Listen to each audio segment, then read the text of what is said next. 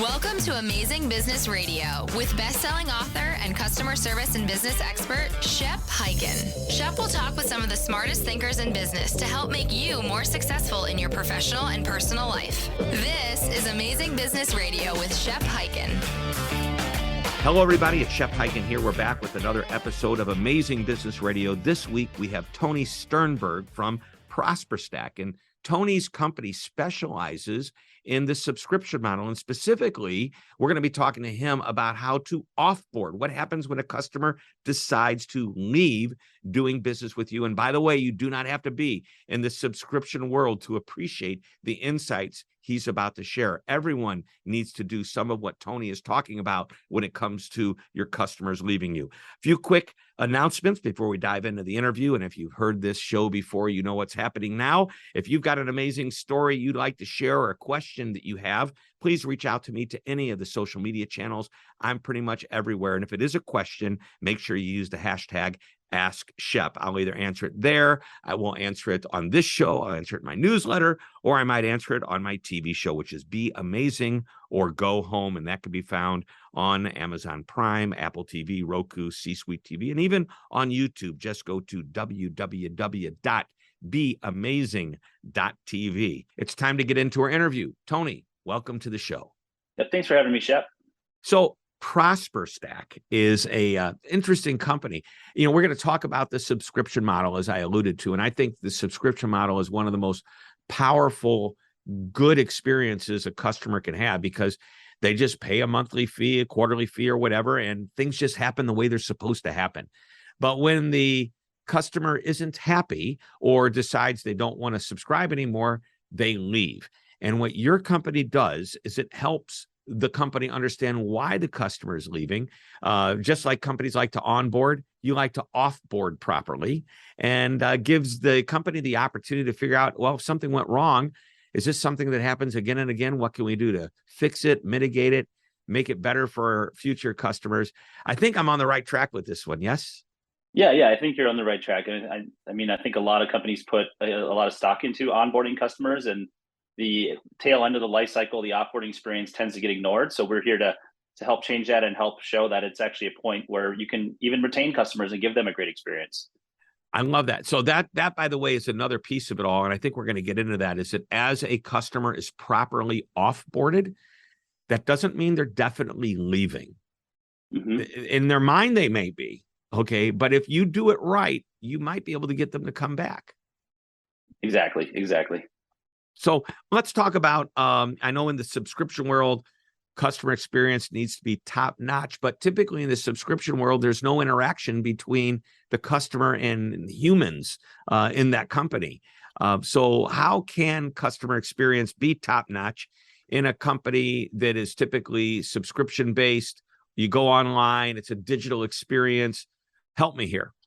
Yeah. And having a pure digital experience a lot of times is price driven. So if you're charging $5, $10, $20, even $50 for a product, it's really hard to justify that kind of one-to-one human interaction. So you have to figure out ways to differentiate, during that interaction. And, truth is consumers have so many choices these days. So you can't just say, well, it's not expensive enough, so therefore I can't give them that. But there's other companies that have emerged. There's, data being passed around through all sorts of different systems where you can create automated, scalable experiences that still have that personalized touch.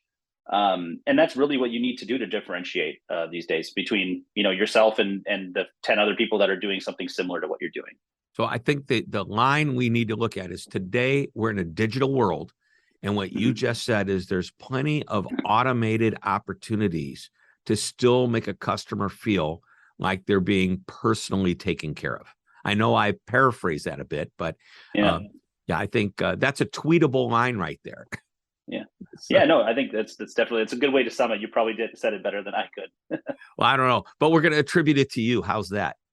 Oh, I'm going to tweet it out and I'm going to put your name next to it. Sounds good.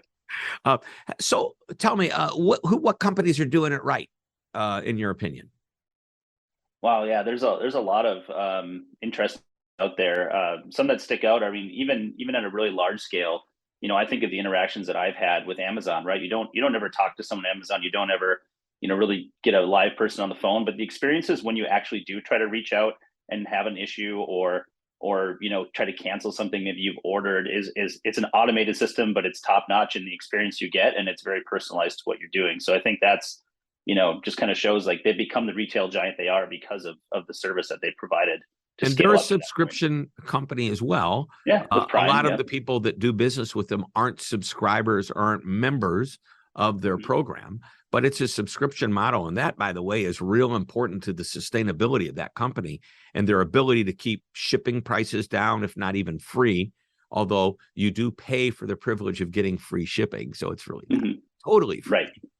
Exactly. But, yeah. So, I was working with some folks over at Salesforce, and they were working with Netflix. And Netflix is a subscription model. I mean, you pay X number of dollars a month and you get to watch TV and movies and shows. And it's really a wonderful product.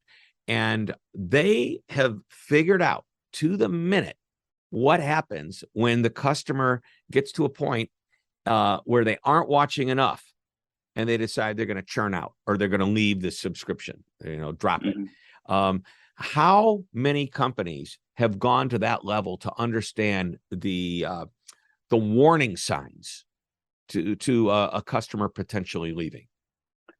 Yeah, it's a great question, and in my experience, the answer is very few, because it takes a company with the resources like a Netflix or like an Amazon to really invest and give that world-class experience to their customers, and they've gotten there for that reason. So the challenge that the small to mid-size enterprise, small to mid-end market has, is that they don't have the funds or the resources or the means to create that sort of automated process on their own. So they have to look to other emerging tech companies, software companies that are coming out with solutions to hopefully give them that sort of enterprise level experience to their customer without having to build everything on their own, because they're much more focused on, I need to improve my product. I can't just spend all the time in the world on trying to figure out exactly when people leave. A lot of times they're more focused on acquisition at that point than they are on retention, where now Netflix has definitely shifted more to that retention type model. Oh, no kidding. I mean, if you've been reading, what's been happening is Netflix has been losing subscribers for the first time,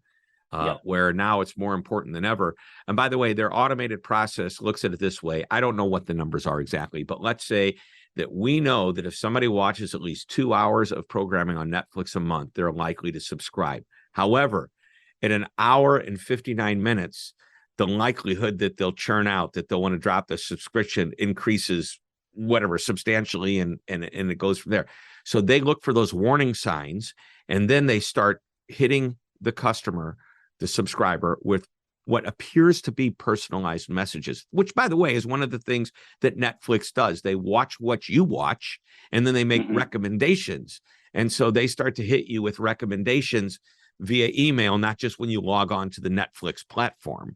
And next thing you know, you're going, wow, these guys have got me interested again. And they bring me back into the fold. Yep. And that's a lot of things that we even try to talk about with our clients when we work with them one-on-one is what sort of things and events can we identify in your product, or whether it's an amount of time that they've been a customer, and we can leverage those data points to give them a better offboarding experience that speaks to, like, if they have been, for example, like if a company comes and says, they say, hey, Tony, if we can keep this person for 6 months, we know they're going to be with us for years and years to come. Versus if we can't get them to that value point within that first 6 months, we know they're going to churn prior to that. So that's going to influence how aggressive they might be during the offboarding process to actually try to retain them as a customer. And those are data points that we can help leverage to escalate offers or incentives or services at that point in order to keep them as a paying customer and get them past that 6 month mark, for example. So I see this being important to companies that are not even thinking about this subscription model, although I believe every company needs to figure out how to create a subscription model for their customers.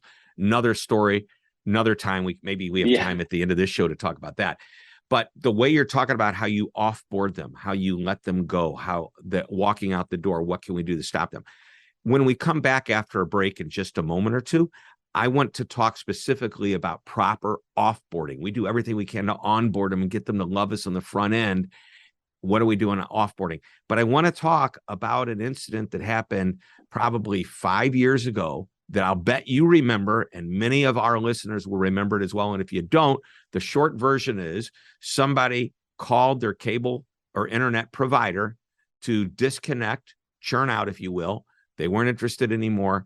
And the salesperson or customer support person, whatever you want to call that person on the phone who worked for the company, refused to let them off easily.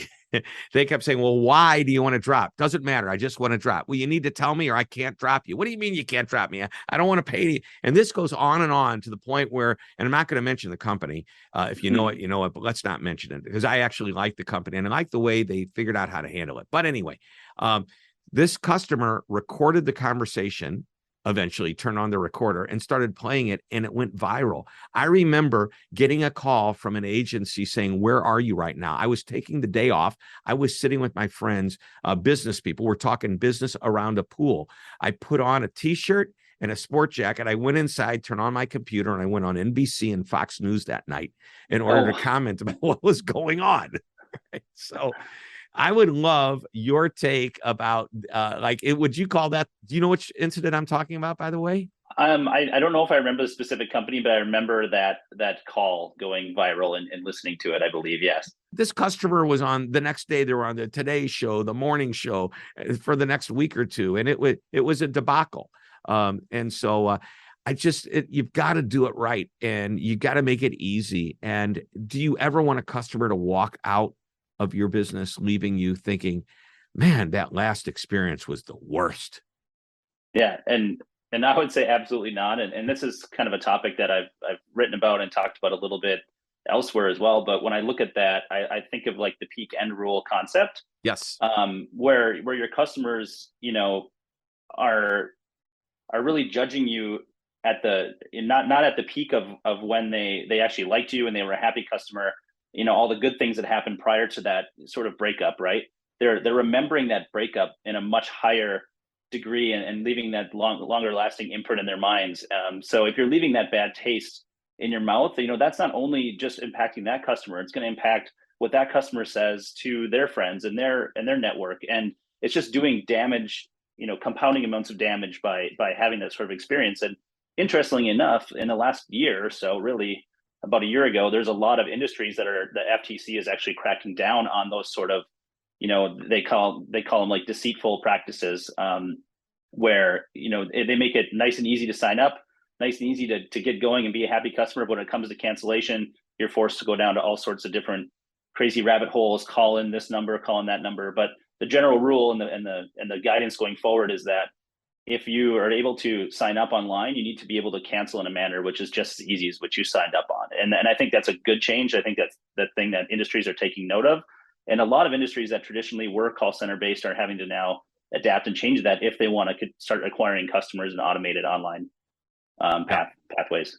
And I think that to that point, if a customer decides to go online to cancel their subscription, there's no reason why they can't get a phone call from somebody in retention after they've canceled, and the system would probably allow them to continue if they stayed on within a certain period of time. But here's the lesson that I think you're pushing, and that is no matter what, end strong, end positive. No matter what the problems were and the issues were, always apologize. The customer doesn't have to be right. You could still make them feel like they're right and let them be wrong with dignity and respect, and let them out of the contract, out of the subscription easily. When we come back after our break, we're going to continue this conversation. And I want to talk about, you've hinted about this easy offboarding experience. I think this ties to any type of company, even if they don't have a subscription. When your customer leaves, let's do it right. We're going to talk about that. We're going to talk about flexibility. I've got several other ideas that we can hit on if we have time for it.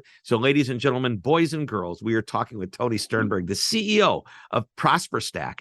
Do not go away. We're coming right back after this word from our sponsor, which might be me this month. I'm not sure, but we'll be right back. Hi, Shep Hyken, your customer service and experience expert, and I'm excited to tell you about my new book, I'll Be Back, How to Get Customers to Come Back Again and Again. Now, this book is packed with idea after idea on how to, just as the title implies, get your customers to come back. In the book, you'll learn that repeat customers aren't always loyal customers. Now, both are great, but there's a big difference. You'll also learn about 10 reasons a customer may stop doing business with you and 3 reasons you would stop doing business with them. And one of my favorite lessons is a 6-step process for creating an I'll be back strategy. Of course, there's much, much more. You'll start getting more of your customers to say, I'll be back almost immediately. Just go to www.illbebackbook.com. Again, that's www.illbebackbook.com. You're listening to Amazing Business Radio with best-selling author and customer service and business expert, Shep Hyken. We're back on Amazing Business Radio talking with Tony Sternberg of ProsperStack on how to properly offboard your customers. And Tony's business is primarily subscription-based, but as I mentioned just before we broke, I think this is appropriate for any type of business that's losing a customer. How they exit is really important to your reputation, to the potential of getting them back in the door. And let's talk about that. So how do you properly offboard beyond what we've already talked about? Sure. Yeah. And I know we've started kind of branching into this with a lot of industries still kind of being more traditional in the sense of you have to call in to cancel. So first and foremost, I'm a big advocate, and this is the way everything's heading with the guidance we just talked about, is to self-service and to self-service cancellation. Pretty much you can buy anything these days without having to talk to someone, maybe say for like high level B2B software or something like that. But in order to have that experience in the front end, you deserve to have that experience in the back end. And I think companies were traditionally afraid to do this because they're worried that, a machine or an experience that they build in some sort of automated way is not going to have the same personalized touch as a person. And, I think to some extent that's actually not true, because you can make sure that that experience is always consistent. Whereas with the person, it might vary from experience to experience. You might have a really great rep that gives the best experience forever, or you might get that rep that you talked about that just said, no, I'm not going to let you cancel unless you tell me what I'm asking you.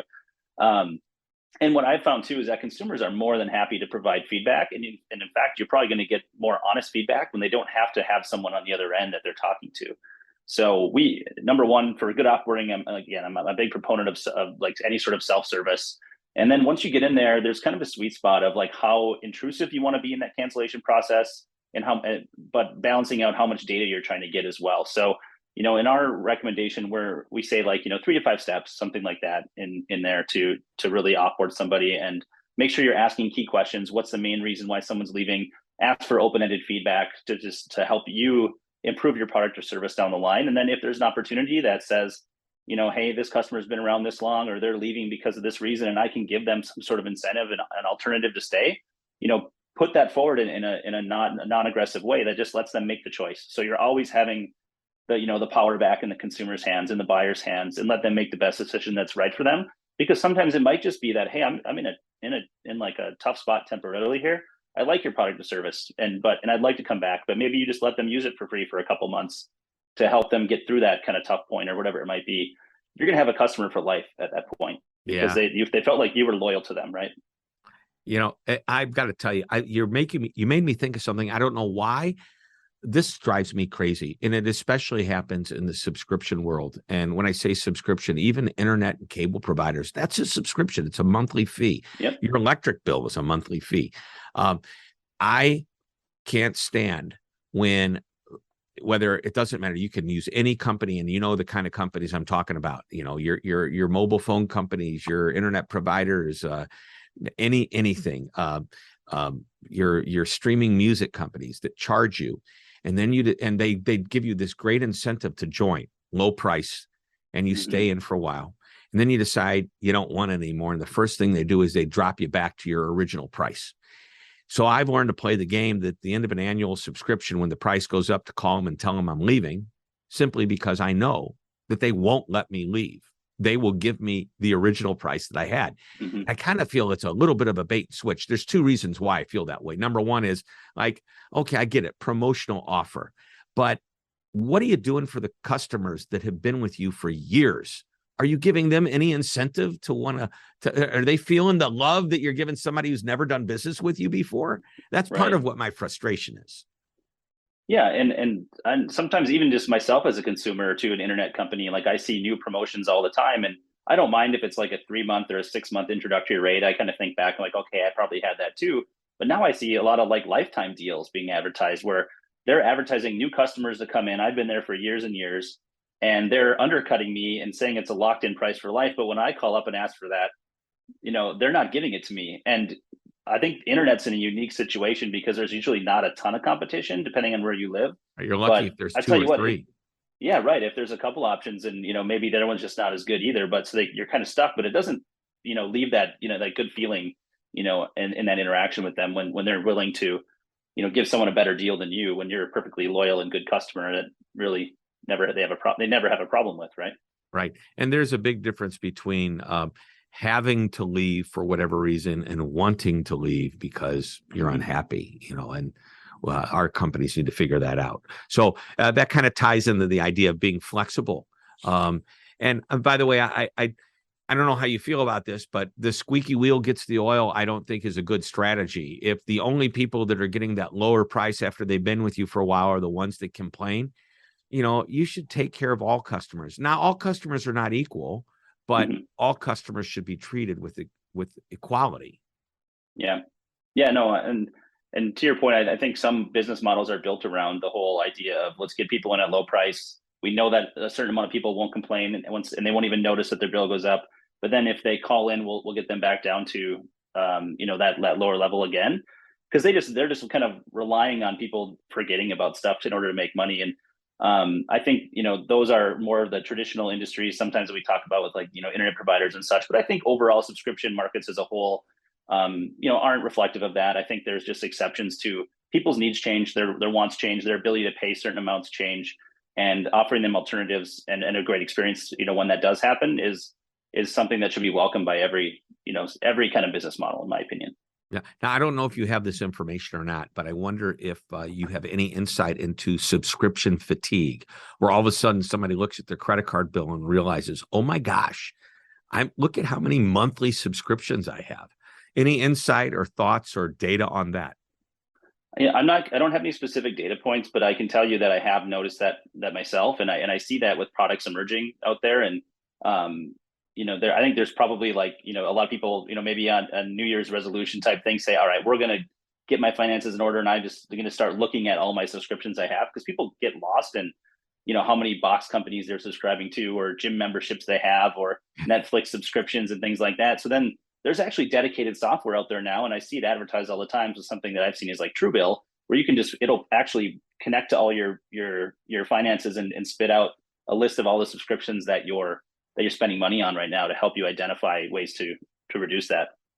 And on the other hand, there's companies like Peloton that charges me $44 a month. And when I realize I didn't get on my Peloton enough, I go, I need to get my money's worth out of this. I don't want to drop them. I have no interest in dropping them. I have interest in getting as much as I can out of them. Yeah. And Shep, I'm in the same boat. I see that charge every month, and unfortunately, I don't get on there nearly as much as I should. But it's one of those things where if you cancel, you've given up on yourself to some degree, right? So right. And I keep feel that one all way, the time. And so I would love it if and by the way, maybe somebody from Peloton is listening to this.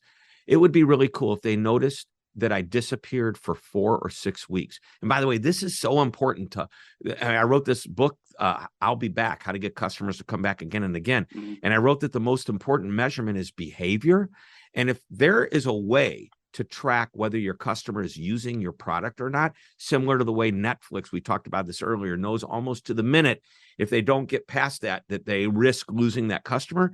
I think that if Peloton were to notice that in the last month or 6 weeks, I might not have been on, maybe they reach out and say, hey, what's going on? You okay? Is there a health issue we need to be worried about? We're here for your health, not just our, company health. And I might be endeared to that company. And by the way, Peloton to me is a great company. So I'm not, I don't think, I hope this comes across as me loving them. And it's just an idea. That'll be really cool, because I think the best companies are able to track cadence of their customers to determine whether or not they're getting the most use out of it, so that we can make sure the customer keeps coming back again and again. Yep, absolutely. And I don't think you came off as anti-Peloton there. I think we're both fans. So. Oh, good. All right. My last question, I ask it at the end of every show. one last comment, one last nugget of wisdom from the expert, the CEO of the company, ProsperStack. What is that last nugget of wisdom you want to leave us with today? Yeah, I mean, I've been in the SaaS and subscription market for probably about 15 years now, and I've seen a lot of change come through, and all the focus now in the last several years, and some of the things we talked about today is on retention, and really the only way to differentiate yourself at this point in time, because features are temporary, everyone can catch up in a matter of weeks or months, and things like that, is really differentiating based on the customer experience and the way you treat your customers. So if you have a customer obsessed mindset, a customer centric philosophy baked into your company, and that starts from the top down. I know you talk about some things on your website and in the books you've written about like the awesome responsibility. Like that is absolutely true, and you need to treat every interaction with the customer and have all of your employees buy into that as well. Like it's going to have the best impression that to leave them with the best impression possible, because that's just going to resonate through them and their network and everyone else. And I just can't emphasize enough that in my mind, that's the only way you can really differentiate and succeed in today's world. Right. Love it. Love it. And again, I want to emphasize that even though with your background, your business is all about the subscription model, everything we talked about today works for any type of business, regardless of whether it's subscription or traditional revenue models. This has been solid gold information. Tony, thanks for being on the show. Yeah. Thanks again for having me, Shep. All right, everybody, that wraps it up. Another episode of Amazing Business Radio. We'll be back next week with another interview. And until that time, this is Shep Hyken reminding you to always be amazing.